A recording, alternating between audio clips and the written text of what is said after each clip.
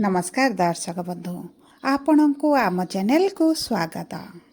आज भिडटी समस्त बिछा राशि व्यक्ति विशेषों बहुत अधिक गुरुत्वपूर्ण रही कारण चंद्र ग्रहण आपण राशि आपण बिछा राशि चतुर्थ गृह लगी से मासटी आपण बहुत अधिक गुरुत्वपूर्ण रही कारण यही मासक मध्य आपण जीवन में किसी एभली घटना घटीपे जहाँ आपण जीवन को संपूर्ण भाव में बदलाई देव बा आपण जीवन में किसी मात्रा परिवर्तन निश्चित भाव में आणिब।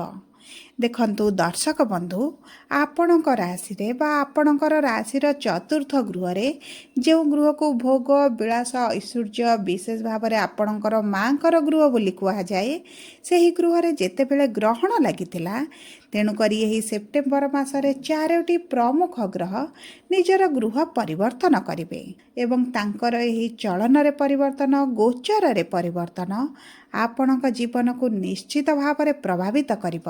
देखंतु प्रथमे यही 15 तारिख दिन बुध करुछंती परिवर्तन ता सहित शुक्र एवं मंगल मध्य करुछंती परिवर्तन एवं ता सहित यही 16 तारिख दिन सूर्य मध्य करुछंती निजर परिवर्तन ता सहित देखंतु यही चंद्र ग्रहण समय आपणकर दशम गृह रे 3टी ग्रह एकत्र विराजमान होइतिले एवं यही दशम गृहटी हेउछि आपणकर कर्म क्षेत्र गृह आपणक सफलतार गृह सक्सेस गृह आपणक मान सम्मान प्रतिष्ठार गृह मध्य होइथाय जेहेतु यही गृह रे 3टी ग्रह एकत्र थिले सेथिपाई आपण निश्चित भाव में आपणक कर्म क्षेत्र रे समस्या देखुथिबे आपणकर चाकरी रे हेउ किंबा आपणक व्यवसाय रे हेउ विशेष भाव में देखंतु जो माने व्यवसाय करुथिबे तांको व्यवसाय रे निश्चित भाव में प्रभाव पड़िथिबो आपणक व्यवसाय रे एतटा लाभ हेउ नथिबो किंबा आपणक व्यापार वाणिज्य एतटा भल चालू नथिबो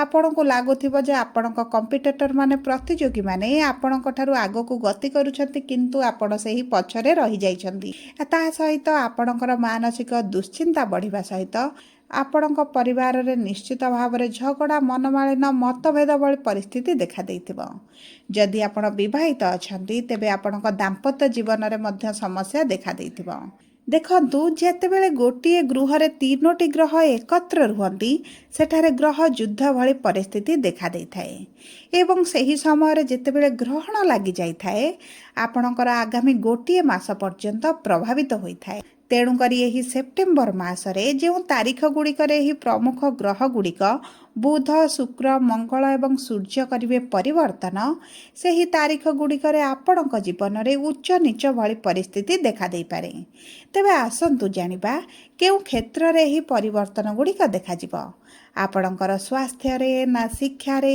ना प्रेम संपर्क रे ना आपणक पारिवारिक जीवन रे ना आपणकर चाकरी व्यापार वाणिज्य रे तेबे आसंतु विलंब नकरी कार्यक्रमटी को आग को बढ़ाइबा एवं जानिबा यही प्रमुख ग्रह मानकर चलन रे परिवर्तन गोचर रे परिवर्तन आपणक जीवन रे किभली प्रभाव पकाउछि आपणकर दुख कष्ट पीड़ा विशेष भाव में मानसिक चिंता को दूर करिवो ना आपणक जीवन रे समस्यार बोझ को लदी देबो किंतु भिडियोटी आरंभ करने पूर्वर जदि आपणकर भी बिछा राशि होइथाए एवं आपण भी ईश्वर को आंतरिक भक्ति एवं विश्वास करती तेबे भिडियोटी को लाइक करंतु कमेंट बॉक्स रे जय जगन्नाथ जय माँ लक्ष्मी अवश्य लिखि दियंतु ता सहित आपण जदि आम सह जोगाजोग करबा पई चाहुचंती तेबे भिडियोर मध्य भाग रे एक व्हाट्सएप नंबर टी दिया जायछि जो नंबर साहाय्य आपण आम सह जोगाजोग करी निजर नूतन कुंडली प्रस्तुत करें कुंडली विश्लेषण कराइपारे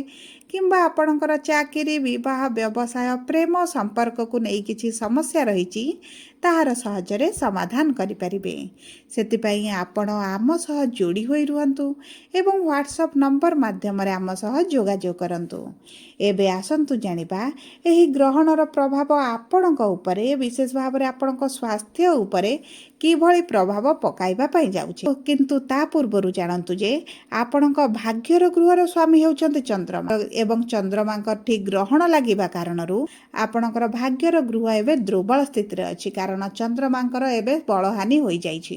ତାହା ସହିତ ଆପଣଙ୍କର ଚତୁର୍ଥ ଗୃହରେ ଯେହେତୁ ଗ୍ରହଣ ଲାଗିଛି, ଆପଣଙ୍କର ସ୍ୱାସ୍ଥ୍ୟରେ ମଧ୍ୟ ଆପଣ ସମସ୍ୟା ଦେଖିବେ। ବିଶେଷ ଭାବରେ ଆପଣଙ୍କ ମାଙ୍କ ସ୍ୱାସ୍ଥ୍ୟରେ ଆପଣଙ୍କୁ ବହୁତ ଅଧିକ ଧ୍ୟାନ ଦେବାକୁ ପଡ଼ିବ। ତେବେ ଦେଖନ୍ତୁ, ଆପଣଙ୍କର ଋତୁକାଳୀନ ସମସ୍ୟା କିଛି ଦେଖାଦେଇପାରେ। ଆପଣଙ୍କର ଥଣ୍ଡା, ଜ୍ୱର, ଖାସ, ସର୍ଦ୍ଦି, ପେଟ ଯନ୍ତ୍ରଣା, ଗ୍ୟାସ୍ ହୋଇପାରେ। ଖାଦ୍ୟ ପାନୀୟର ଅନିୟମିତତା ଆପଣଙ୍କ ସ୍ୱାସ୍ଥ୍ୟରେ ସମସ୍ୟା ସୃଷ୍ଟି କରିବ। ତା ସହିତ ଯଦି ଆପଣଙ୍କର ପୂର୍ବରୁ କିଛି ପେଟରେ ସମସ୍ୟା ଥିଲା, ଷ୍ଟୋନ୍ ହେଉ, ଅଲ୍ସର ହେଉ କିମ୍ବା ଆପଣଙ୍କର ଗର୍ଭାଶୟରେ କିଛି ସମସ୍ୟା ଆପଣ ଦେଖୁଥିଲେ, ତେବେ ଏହି ସମସ୍ୟା ପୁନର୍ବାର ବାହାରିବାର ମଧ୍ୟ ସମ୍ଭାବନା ଅଛି। କାରଣ ଆପଣଙ୍କ ରାଶିରେ ଶନି ରହିଛନ୍ତି ବକ୍ରି ସ୍ଥିତିରେ। ଯେହେତୁ ଶନି ବକ୍ରି ସ୍ଥିତିରେ ଅଛନ୍ତି, ଆପଣଙ୍କର ପୁରୁଣା କିଛି ସ୍ୱାସ୍ଥ୍ୟ ସମସ୍ୟା ପୁନର୍ବାର ବାହାରିବାର ବହୁତ ଅଧିକ ସମ୍ଭାବନା ଅଛି। ବିଶେଷ ଭାବରେ ଯଦି ଆପଣଙ୍କର ମୁଣ୍ଡରେ କିଛି ଯନ୍ତ୍ରଣା ରହୁଥିଲା, ସେଥିପ୍ରତି ଆପଣଙ୍କୁ ବହୁତ ଅଧିକ ଧ୍ୟାନ ଦେବାର ଆବଶ୍ୟକତା ରହିଛି। କାରଣ ଦେଖନ୍ତୁ, ମଙ୍ଗଳ ଯେତେବେଳେ ଆପଣଙ୍କର ଦ୍ୱାଦଶ ଗୃହକୁ ଆସିବେ, ସେତେବେଳେ ଆପଣଙ୍କୁ ମେଡ଼ିକାଲର ଚକ୍କର କାଟିବାକୁ ପଡ଼ିବ, ବାରମ୍ବାର ହସ୍ପିଟାଲକୁ ଦୌଡ଼ିବାକୁ ପଡ଼ିବ। ଆପଣଙ୍କର ଗୋଟେ ଗୋଟେ ଛୋଟ ଛୋଟ ସମସ୍ୟା ପାଇଁ ଆପଣଙ୍କୁ ବାରମ୍ବାର ହସ୍ପିଟାଲକୁ ଯିବାକୁ ପଡ଼ିପାରେ। ସବୁ ପରେ ଦେଖନ୍ତୁ, ଦ୍ୱାଦଶ ଗୃହ ଯେହେତୁ ଖର୍ଚ୍ଚର ଗୃହ, ଆପଣଙ୍କର ଅଯଥା ଖର୍ଚ୍ଚ ଗୁଡ଼ାଏ ହେଇଯିବ। ଆପଣଙ୍କର ହସ୍ପିଟାଲରେ ଖର୍ଚ୍ଚ ହେଉ କିମ୍ବା କୌଣସି ସ୍ଥାନକୁ ବୁଲିବାକୁ ଯାଆନ୍ତୁ କିମ୍ବା ଆପଣଙ୍କ ପ୍ରିୟଜନମାନଙ୍କ ପାଇଁ ଆପଣଙ୍କର ଏହି ସମୟ ମଧ୍ୟରେ ବହୁତ ଅଧିକ ଖର୍ଚ୍ଚ ହୋଇପାରେ। ଯଦି ଆମେ ଆପଣଙ୍କର ଆର୍ଥିକ ସ୍ଥିତିକୁ ଦେଖିବା, ଆପଣଙ୍କ ଅର୍ଥର ଗୃହର ସ୍ୱାମୀ ହେଉଛନ୍ତି ଦେବଗୁରୁ ବୃହସ୍ପତି, ଯିଏ ଆପଣଙ୍କର ଅଷ୍ଟମ ଗୃହରେ ବିରାଜମାନ ହୋଇଛନ୍ତି। ତେଣୁକରି ଆପଣଙ୍କୁ କୌଣସି ନା କୌଣସି ଉତ୍ସରୁ କିଛିଟା ଅର୍ଥ ପ୍ରାପ୍ତି ହୋଇପାରେ।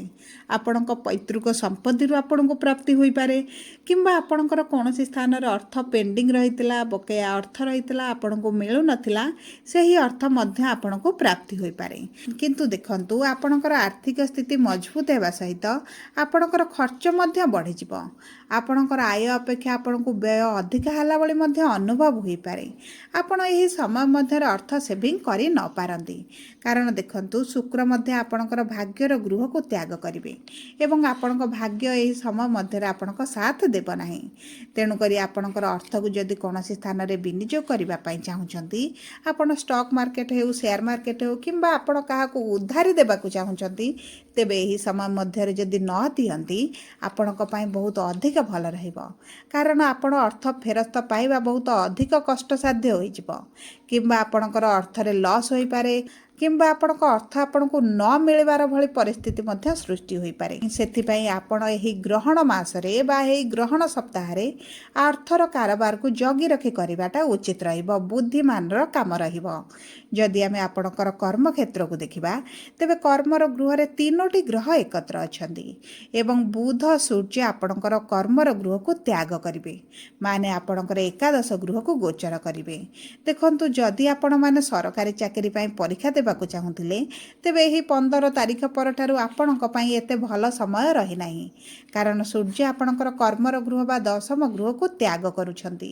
ଏହି 15 ତାରିଖ ମଧ୍ୟରେ ଯଦି ଆପଣଙ୍କର କିଛି ପରୀକ୍ଷା ରହିଛି, ତେବେ ମଧ୍ୟ ଆପଣ ସେଥିରେ କୃତକାର୍ଯ୍ୟ ହେବେ, ଆପଣଙ୍କୁ ସଫଳତା ମିଳିବ। ଏହି ସମୟ ମଧ୍ୟରେ ଯଦି ଆପଣ ସରକାରୀ ଚାକିରି ପାଇଁ ପରୀକ୍ଷା ଦିଅନ୍ତି, ଇଣ୍ଟରଭ୍ୟୁ ଦିଅନ୍ତି, ଏଣ୍ଟ୍ରାନ୍ସ ଦିଅନ୍ତି, ତେବେ ଆପଣଙ୍କର ପରୀକ୍ଷାରେ ଉତ୍ତୀର୍ଣ୍ଣ ହେବେ।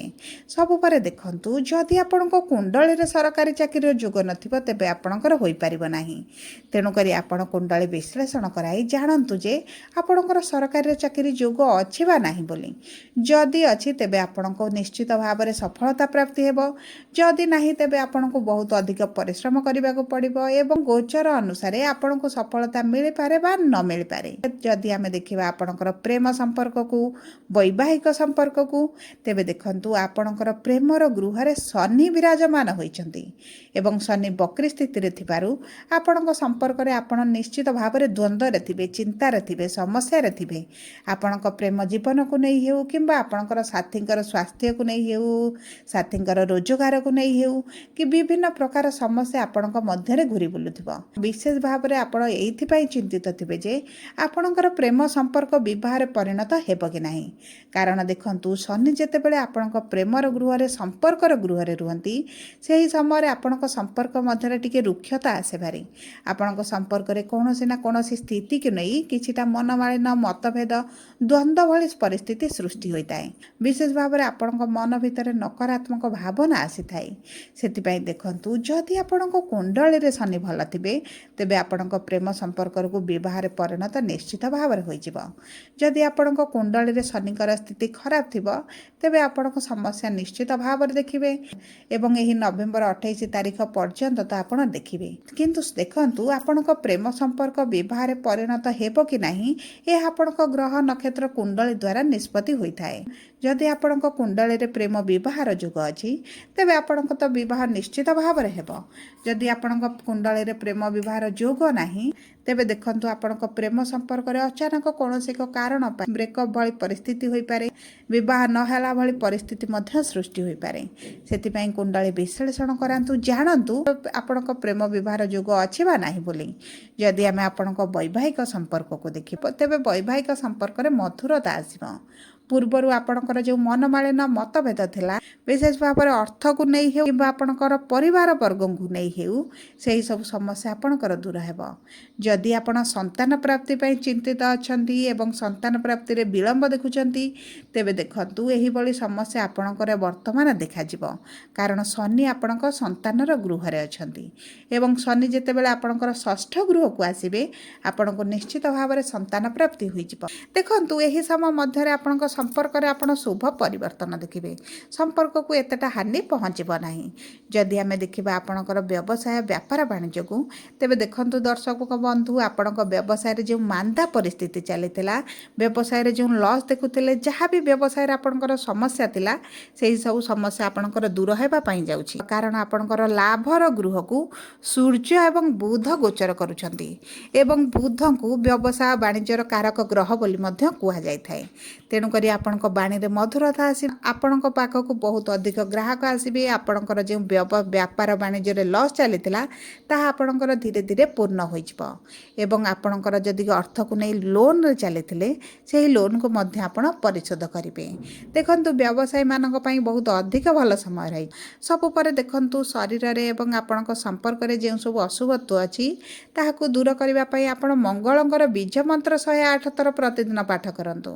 ପ୍ରତି ସୋମବାର ଦିନ ଆପଣ ମହାଦେବଙ୍କ ମନ୍ଦିରରେ ପୂଜାର୍ଚ୍ଚନା କରନ୍ତୁ। ଯଦି ଆପଣଙ୍କର ବିଛା ରାଶି ହୋଇଥାଏ, ଭିଡ଼ିଓଟି କିଭଳି ଲାଗିଲା କମେଣ୍ଟ ବକ୍ସରେ ଲେଖି ଜଣାନ୍ତୁ।